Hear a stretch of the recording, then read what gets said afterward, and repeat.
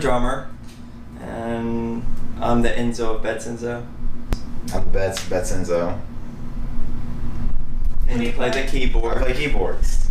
And I'm Pete Horn, and I play guitar with these guys.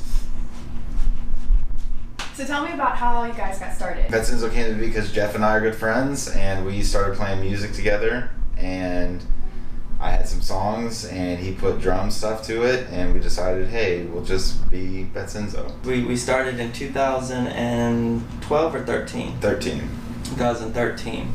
And he had already, he told me when we started the band, he says, I'm leaving in a year, so, this isn't going anywhere. He's always holding that over our heads. Yeah. I want to leave. I want to move away. So he did. He left for 2 years for graduate school. And I was here by myself, and I didn't have a band. It's a depressing time. but then I moved back, and Jeff still was the only person to play. Still was only the person to play. Well, I started coming over here because of Jeff's espresso machine. Yeah. Yes, and and I would watch them practice, and I was like, oh, why not just play guitar with you guys? Yeah. So were you open to the idea of having guitar in it, or was that not something? So there was a guitar player in my other band, and he just thought he was the shit. He was. You know who you are. You know who you are. No, he was great.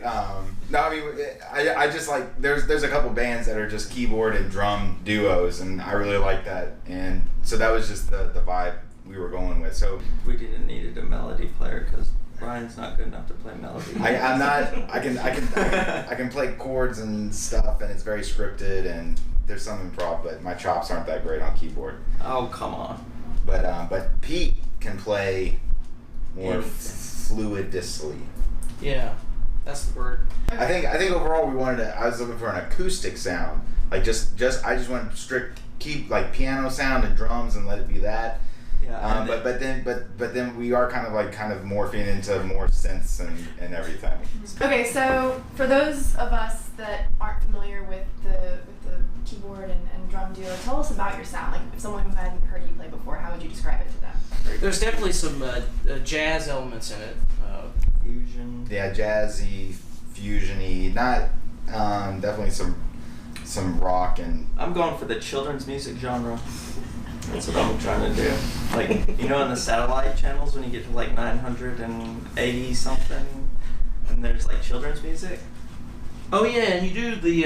We're gonna make it there. He has this vocal filter that he does sometimes. Oh yeah, that's not good. Where for he children. sings, but it sounds like a monster voice. It's really interesting. Not good for the children. It scares all children away. It's fun. Who do you think your music is for? Like, if you had to pick, the demographic that you're appealing to, what do you think they listen to? What do you think? People that maybe a little bit of the jazz crowd, maybe a little bit of the jam band crowd. Yeah, stuff like that. People that enjoy just instrumental stuff. Okay, yeah. If we have to talk about any sort of bands that have influenced us, so definitely Rush for me, and the Police, and different groups like that. And Alex Lifeson was a huge influence. They're just a bunch of obscure jazz artists. So there's a guy named Brad Maldau, and he has this Meliana where he and this guy have fused their last names. Mark Juliana, Brad Maldau, Meliana.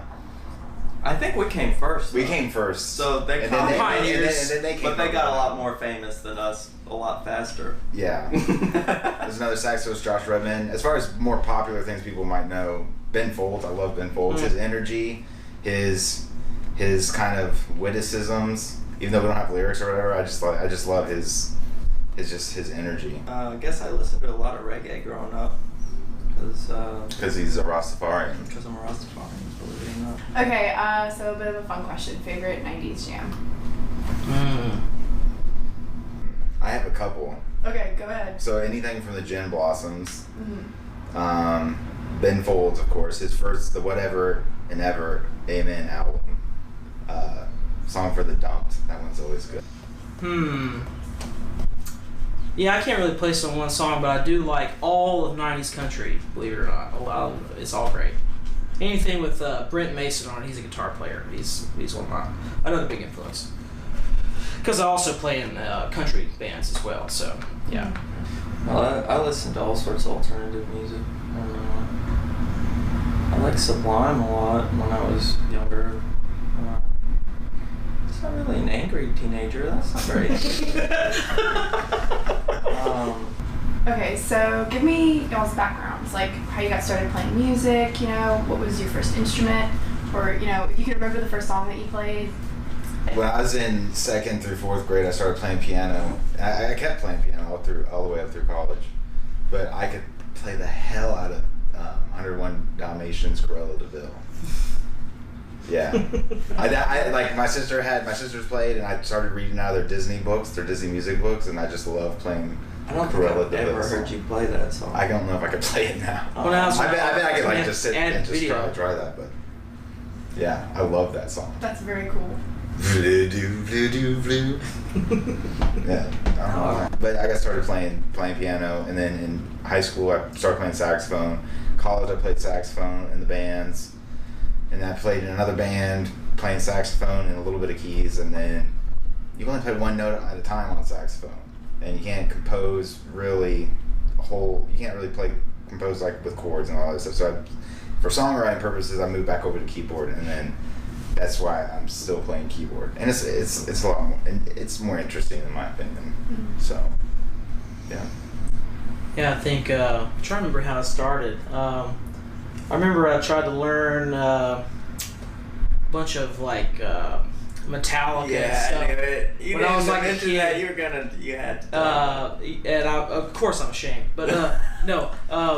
So I did that for a while. Then I got to college, and it was a cool program because they actually had a rock band class, and the tests were gigs. So I didn't know anything back then, and I was taking lessons and stuff too, and really practicing a lot.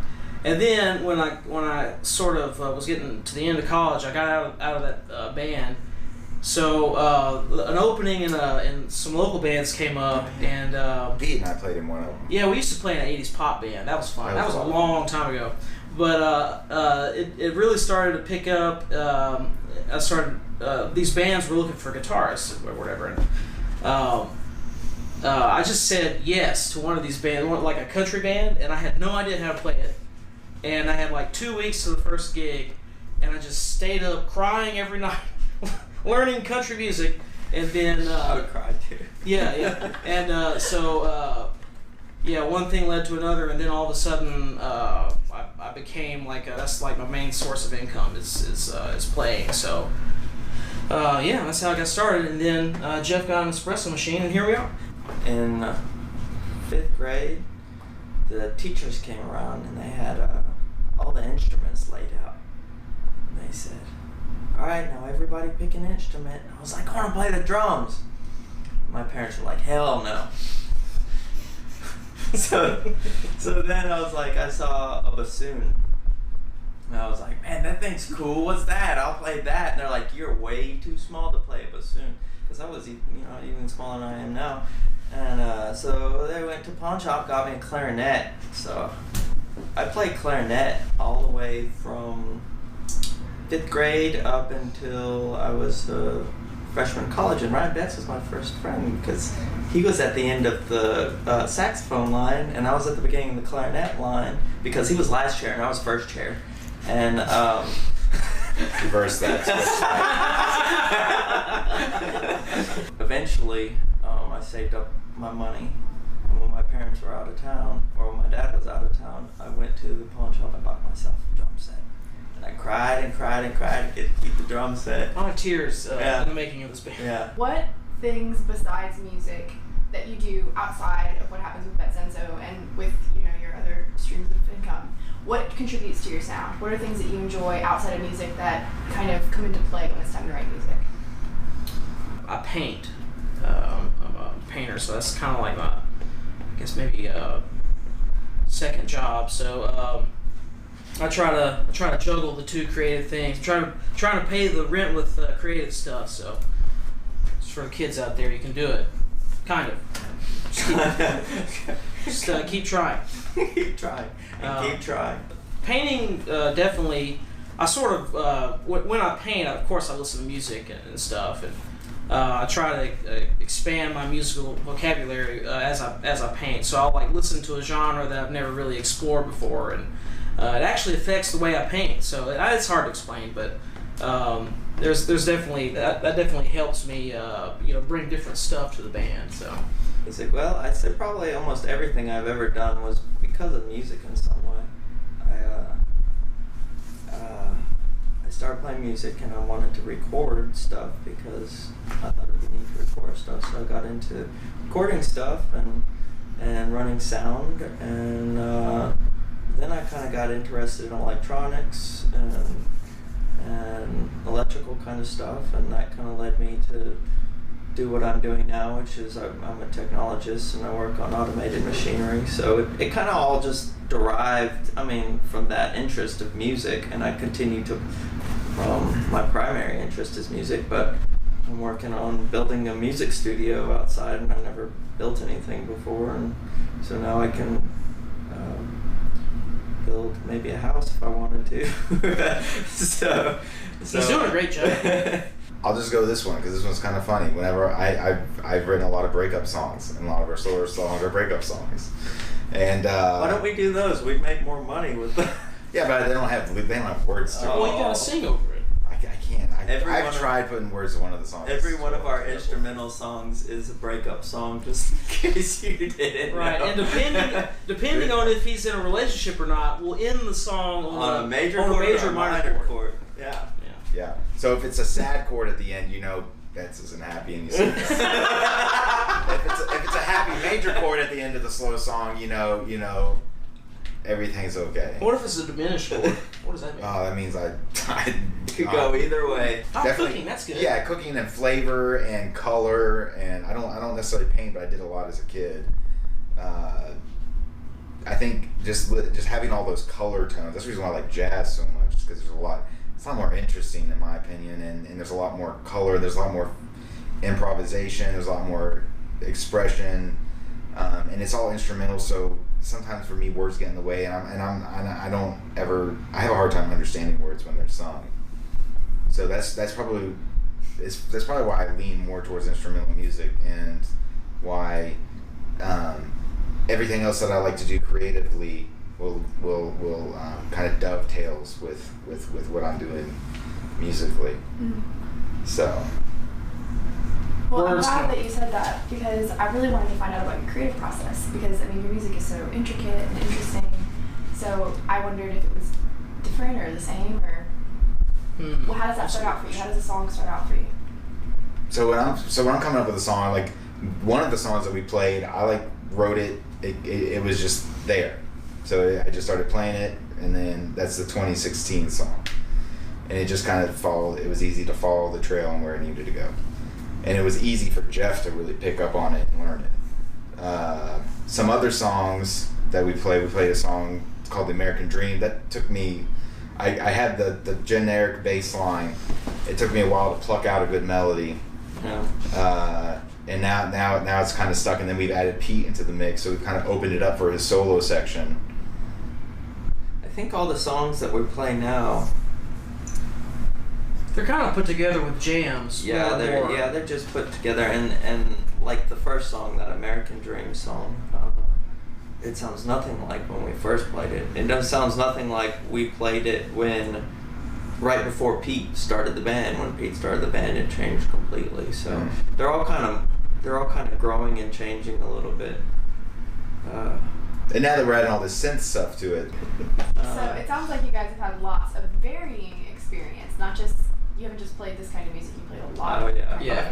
I've played in almost every type of band. Do you have any advice that you would give to someone that wants to pursue a career playing music?